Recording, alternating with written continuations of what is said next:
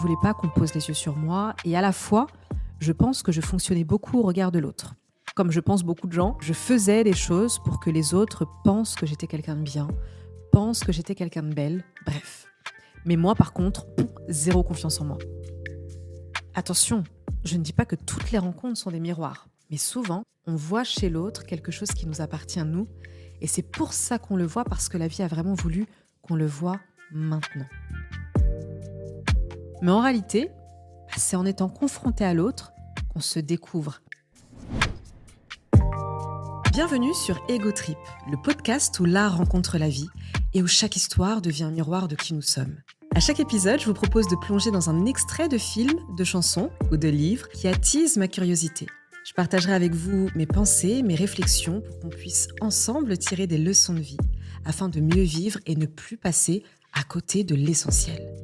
Que ce soit en solo ou avec des invités inspirants, on explore comment ces chefs-d'œuvre peuvent nous réveiller, nous révéler et surtout nous inspirer. Je vous souhaite de savourer ces partages comme un moment rien que pour vous, avec l'art et les histoires de vie. Parce que les deux, en fait, c'est ce qui nous inspire le plus, non ? Abonnez-vous pour ne rien rater. Bonne écoute ! Bonjour à tous, bienvenue dans ce tout premier épisode d'Ego Trip. Alors là, c'est vraiment le premier parce que la dernière fois, effectivement, c'était le petit prélude, la présentation d'Ego Trip. Là, ça y est, on rentre dans le vif du sujet avec une œuvre, avec un thème, avec une exploration ensemble. Alors aujourd'hui, je serai seule, ce ne sera pas toujours le cas, mais aujourd'hui, j'avais très envie de vous parler d'un thème qui, je pense, fait écho en chacun de nous, c'est les rencontres. Vous savez, ces instants précieux où il y a une autre personne qui rentre dans notre vie, parfois voilà, juste pour un moment, parfois pour la changer profondément. Alors, pourquoi ce sujet ? Tout est parti d'un livre qui m'a beaucoup marqué. C'est La rencontre, une philosophie de Charles Pépin. Je ne sais pas si ce livre vous parle, mais pour être totalement honnête avec vous, je ne l'ai pas découvert dans une Fnac, dans une librairie, dans une conférence inspirante dans laquelle on s'inscrit. Non, moi, c'était vraiment dans ma cuisine, un dimanche matin. Voilà, moi, j'adore préparer des pancakes avec ma fille, que ce soit le samedi ou le dimanche. J'aime vraiment me faire des brunchs. Quand c'est pas à l'extérieur, je les prépare à la maison. Et ce jour-là, j'étais en train de faire des pancakes, de préparer la pâte. Et je ne sais pas si ça vous parle, ce nom, mais c'est grâce à Anne Guéquière, voilà, que j'aime beaucoup écouter. Elle avait ce jour-là, dans son podcast Métamorphose, un invité qui s'appelle Charles Pépin.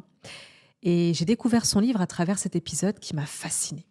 Alors, parfois, j'avoue, j'écoute les podcasts d'une oreille un peu distraite, mais là, cet épisode-là, il m'a vraiment happée. Je sais pas, il résonnait vraiment avec des expériences que j'ai vécues. Et en y réfléchissant, je me suis dit que ça pouvait parler à tout le monde, parce qu'on a tous fait des rencontres, voilà, que ce soit des personnes ou des situations, parce qu'on peut aussi rencontrer une situation.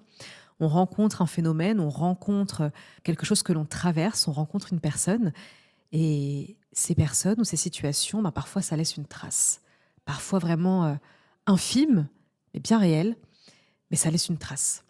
Alors ce livre et ce thème me semblaient parfaits pour aujourd'hui parce que ça m'a replongé dans certaines rencontres de ma vie qui ont littéralement changé tout le cours, en fait.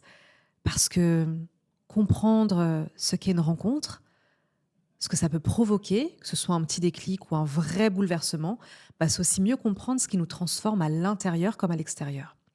Ce que j'ai envie de faire aujourd'hui, c'est vraiment de vous inviter à réfléchir avec moi sur ce que les rencontres peuvent nous apporter. Pas seulement les grandes rencontres, mais celles qui marquent une vie, en fait. Celles qui voilà, au quotidien, nous transforment, parfois de façon plus discrète. Et pour ça, je vais m'appuyer de 3 extraits du livre, peut-être plus, ça dépend, que j'ai trouvé particulièrement inspirant. Mais avant ça, je vais vous lire un extrait qui fait partie de l'introduction que je trouve juste pour ouvrir le bal de cet épisode sur la rencontre.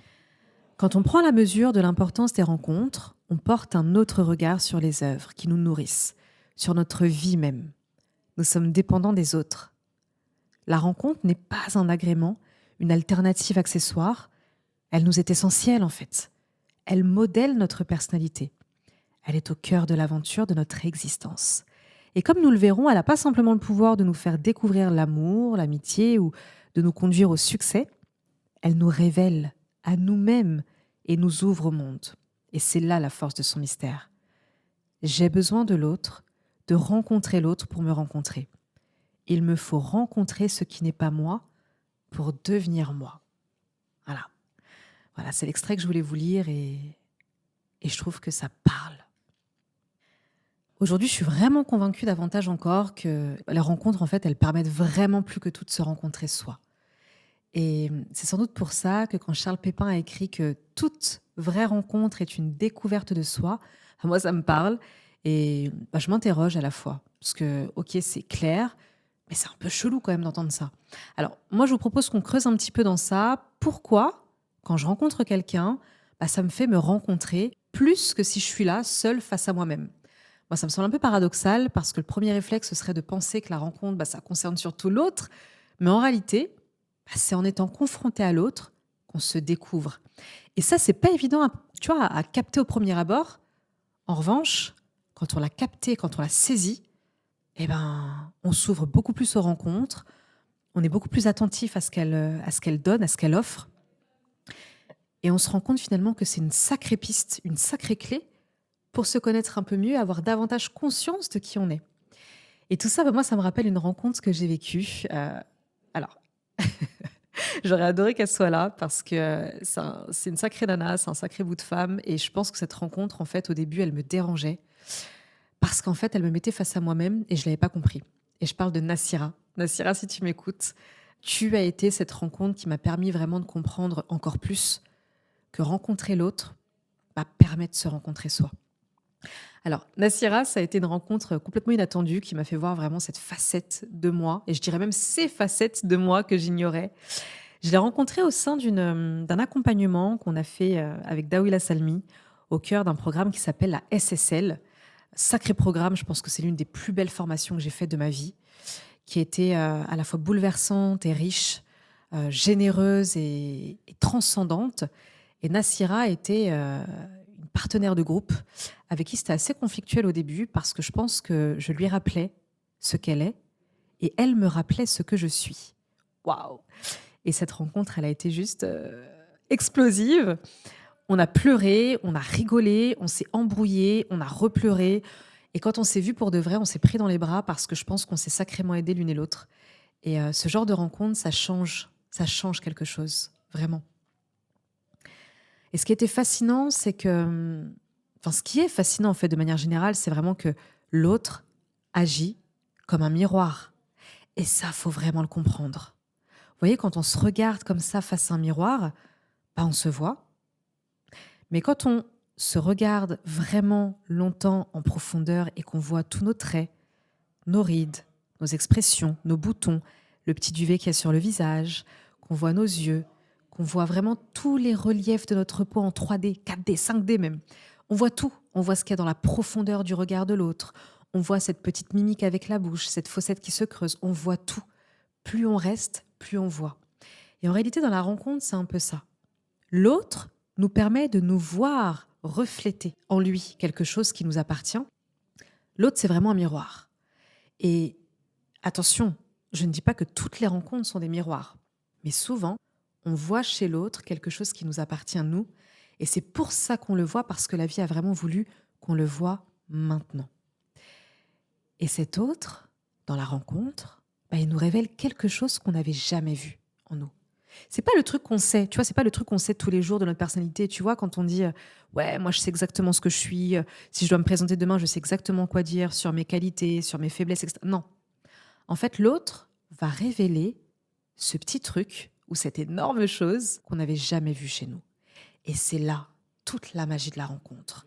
Sans oublier qu'on a tout en nous. Quand je dis tout, c'est vraiment tout. C'est-à-dire que moi, ça me fait rire quand quelqu'un me dit « Moi, tu sais, je suis quelqu'un de très calme, de très paisible. Je m'énerve jamais. Oh, tu sais, moi, je suis quelqu'un de très positive. » Eh les gars, c'est faux. Je vous le dis tout de suite, c'est faux. En fait, la même personne peut être archi positive comme archi négative.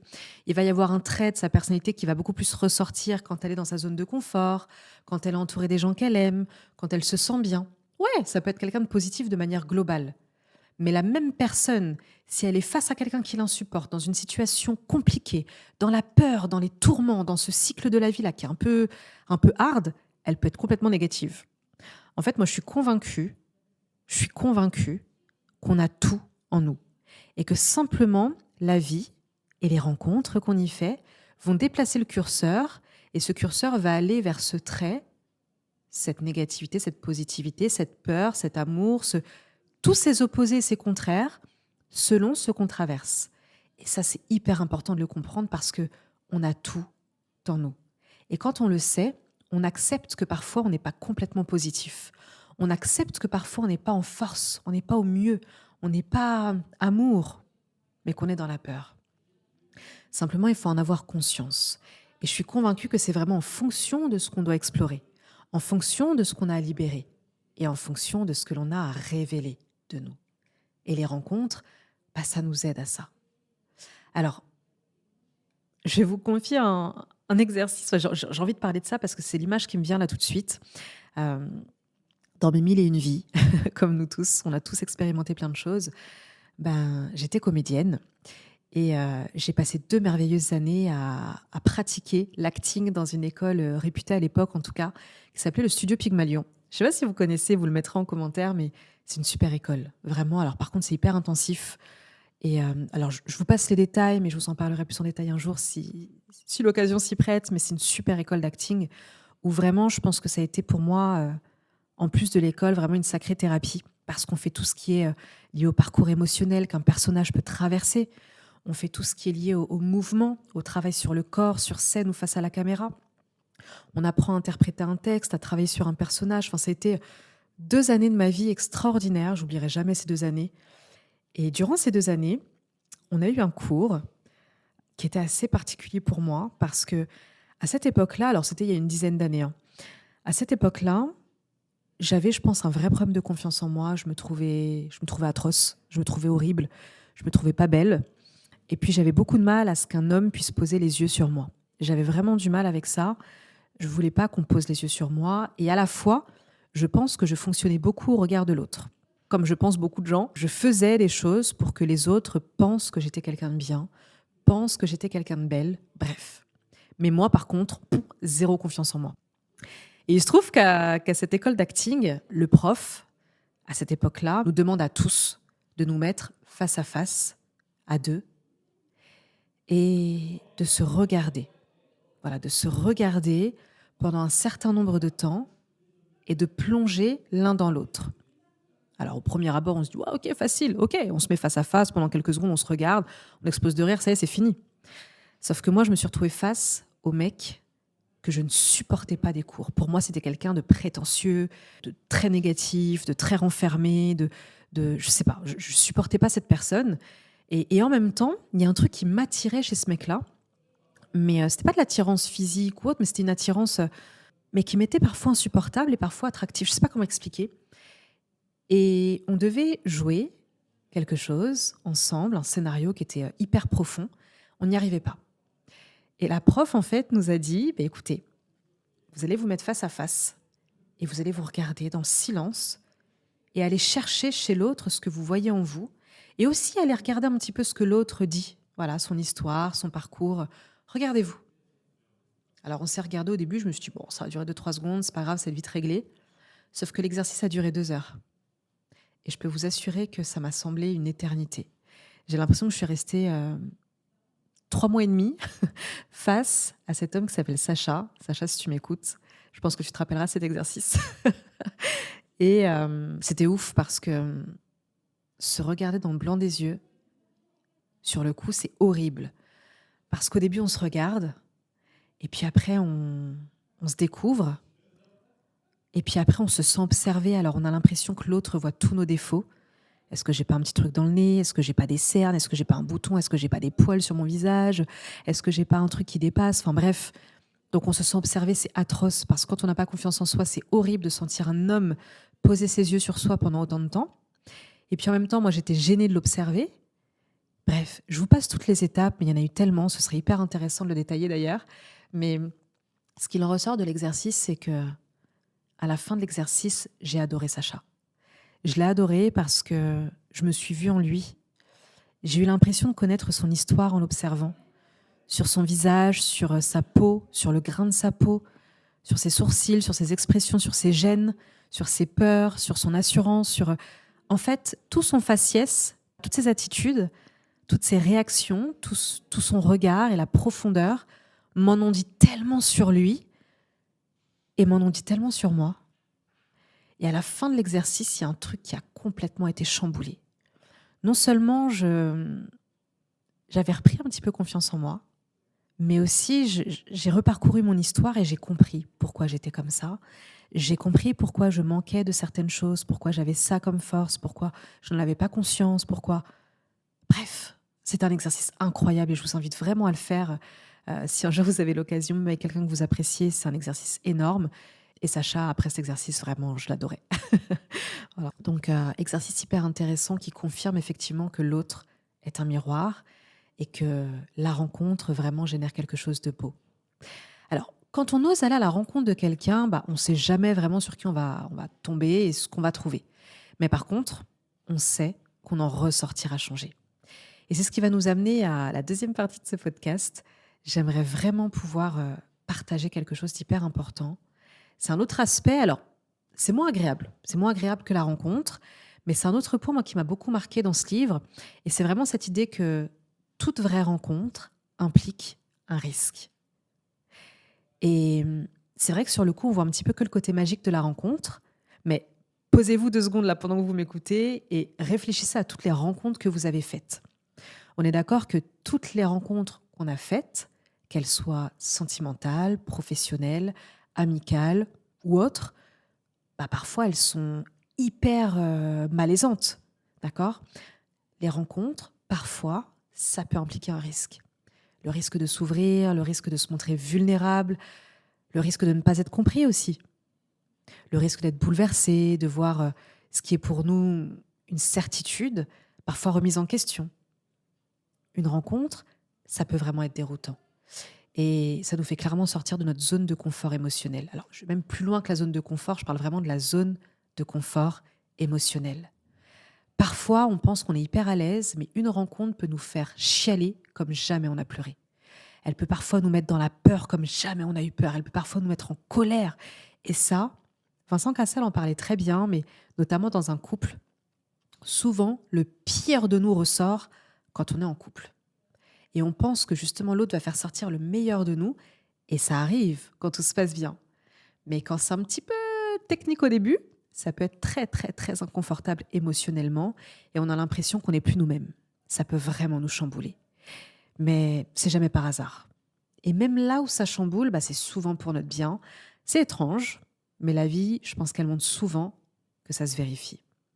Et vous savez, il y a quelques années, en 2019 exactement, j'ai fait une rencontre qui a bien bouleversé ma vie. C'est celle avec Edge et ses bols tibétains.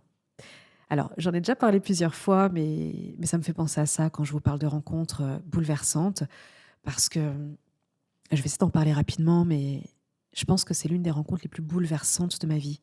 Edge, c'est un homme qui a un parcours de vie juste dingue, et je pense que je pourrais même pas en parler ici, c'est tellement vaste et tellement riche. Mais j'ai rencontré cet homme parce que je venais de lancer mon association, Watcha, où on essayait de rendre visibles les assos invisibles en faisant des actions médiatiques, des actions de com, etc. Et on était beaucoup sur le bien-être. On avait vraiment envie que les femmes et les enfants particulièrement se sentent bien, se sentent mieux et subissent un petit peu moins leur vie pour vivre mieux. Et j'avais envie de m'associer à des partenaires bien-être, sophrologie, méditation. Bon, vous le savez, après, je suis devenue coach en méditation. Mais à cette époque-là, ce n'était pas le cas. Et j'ai rencontré cet homme qui proposait donc des soins de bol tibétain, donc avec la sonothérapie. Une technique juste... au-delà de la technique, c'est le plus beau voyage que j'ai fait. Et vraiment, pour tous ceux qui n'ont jamais essayé et qui ont envie d'avoir un peu plus de clarté sur qui ils sont et ce qu'ils traversent, et peut-être de s'écouter un peu plus pour vivre mieux, c'est quelque chose que je vous recommande, et en particulier avec lui. Revenons un petit peu sur l'anecdote et sur cette rencontre, mais j'ai rencontré Edge en voulant rencontrer un partenaire pour une association pour offrir un service aux gens qu'on accompagnait. Et je vous avoue qu'à l'époque, je n'étais pas hyper convaincue des soins avec les bols tibétains. Vraiment pas en vrai. Je n'étais pas du tout convaincue. Pour moi, c'était un truc un peu bullshit où on faisait sonner un bol, il y avait la fréquence. Je commençais tout juste à me dire qu'il y avait de l'information, de l'énergie, de l'eau dans notre corps, mais je n'étais pas hyper convaincue. Bref, ça faisait un petit moment que j'étais formatrice en storytelling, donc son histoire m'avait fascinée. Et je m'étais tout de suite dit, cet homme-là est super intéressant, il a une histoire de dingue, c'est avec lui que je veux avancer. Mais je n'étais pas convaincue par ses soins. Du coup, il m'offre un soin pour que je me rende compte de ce que ça fait, de ce qui change en moi, de ce que ça peut faire révéler, de faire un soin avec les bols. Je fais le soin. Et je pense que ça a été le début d'une nouvelle vie. Et je pèse mes mots vraiment, parce que je pense que ce premier soin, qui a été juste le tout premier d'une longue liste, parce qu'aujourd'hui je fais régulièrement des soins de bol tibétain avec lui, je pense que cette rencontre, elle a été bouleversante parce que j'ai jamais autant chialé. J'ai jamais autant chialé devant quelqu'un. Je pense qu'il m'a vu dans tous mes états, avec de la morve, des larmes, un visage vraiment complètement bouleversé, le corps qui tremble. Voilà. Je pense qu'Edge, c'est vraiment la personne qui m'a vu dans tous mes états parce que cette rencontre a été bouleversante. Et je parle vraiment de la rencontre avec l'homme et les bols. Parce qu'effectivement, il m'a fait me rencontrer moi.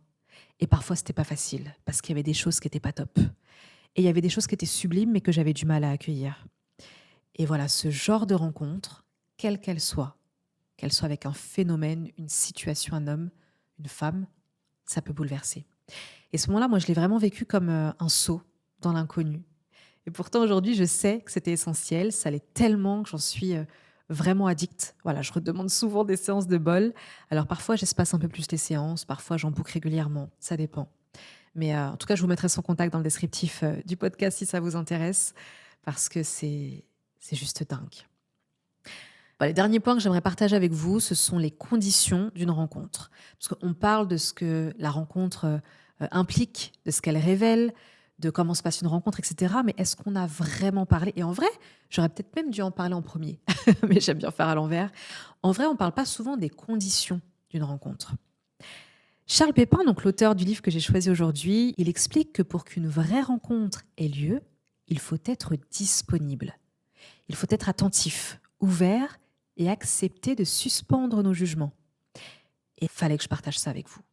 Parce que des rencontres, on peut en faire partout. Alors, bien évidemment, si on reste chez soi, cloîtré, qu'on ne sort pas, on ne va pas en faire beaucoup. Mais quoique, avec la magie du visio maintenant et des réseaux sociaux, ça peut, hein, mais c'est pas pareil. En tout cas, la rencontre dans la vraie vie, c'est effectivement, il faut sortir, il faut aller dans des endroits où il y a du monde, etc. Ok. Mais pour qu'une vraie rencontre, celle vraiment avec toute cette magie qui opère, toute cette clarté, tous ces bouleversements, toutes ces prises de conscience et tout ce cheminement qui, finalement, nous ramène à soi, nous ramène à la vie qu'on a envie de vivre, nous ramène à cette chose évidente, cette intuition. Voilà. Pour qu'une vraie rencontre ait lieu, il faut être disponible. Je pense que même l'ouverture et l'accueil d'une rencontre, c'est méga important, c'est vraiment très très important. Parfois, la vie vous met une rencontre qui peut vraiment tout changer pour vous, mais si vous êtes fermé, si vous êtes dans le jugement, si vous n'êtes pas du tout attentif, elle va être sous vos yeux, mais vous n'allez même pas en bénéficier.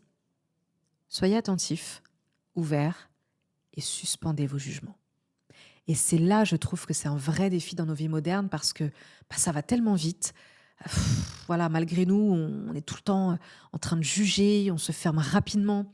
C'est pas évident d'être ouvert et d'être alerte comme ça. Alors, par exemple, combien de fois est-ce qu'on rate une rencontre simplement parce qu'on est trop préoccupé par notre téléphone? J'en parle même pas, quand on scrolle sur Instagram par exemple, ou parce qu'on a des préjugés sur l'autre. Et ça, malheureusement, malgré nous, on en a. Et si on s'en débarrassait un petit peu pour peut-être un peu plus accueillir la rencontre et tout ce qu'elle invite? Moi, je vous invite vraiment à repenser aux rencontres que vous avez faites dans votre vie. Voilà. Moi, ce que j'adore dans cette idée, c'est quand même qu'elle nous rappelle que les rencontres, c'est pas juste une question de hasard. En fait, c'est pas possible, ça n'existe pas le hasard. Les rencontres, ça demande quand même une certaine intentionnalité, une volonté de s'ouvrir à l'inconnu finalement. Alors voilà, moi j'espère que ces réflexions sur les rencontres qu'on a partagées ensemble ici avec cet épisode vous auront inspiré autant qu'elles m'ont inspiré lorsque j'ai lu ce livre. Moi, ce que je retiens, c'est vraiment que chaque rencontre, en vrai, c'est une opportunité. C'est une opportunité surtout de mieux se connaître, de grandir, de voir le monde autrement. Alors maintenant qu'on s'est dit tout ça, moi je vous invite vraiment à réfléchir à pourquoi pas une rencontre qui a marqué votre vie, qui a marqué ces derniers mois, ces dernières années, ou peut-être même cette décennie, et de méditer un petit peu sur ce qu'elle vous a appris sur vous-même. Et puis, si jamais l'envie vous prend de partager votre histoire au sujet d'une rencontre, écoutez, n'hésitez pas. Il y a des petits commentaires juste en bas. Je vous invite vraiment à laisser. Moi, je vais prendre vraiment plaisir à le lire. Mais avant de vous laisser, je voudrais quand même relire un extrait du livre de Charles Pépin, La rencontre, une philosophie. L'action devient un ressort décisif. En me mettant en mouvement, je produis des changements dont je ne peux mesurer précisément les effets, mais qui influeront sur la chaîne de causalité. Agir reconfigure le monde, rebat les cartes. Rencontrer quelqu'un, c'est sortir de soi. S'arracher à sa position de sujet auto-centré pour s'ouvrir à la perspective de l'autre. Mais, pour réussir ainsi à sortir de soi, encore faut-il commencer par sortir de chez soi.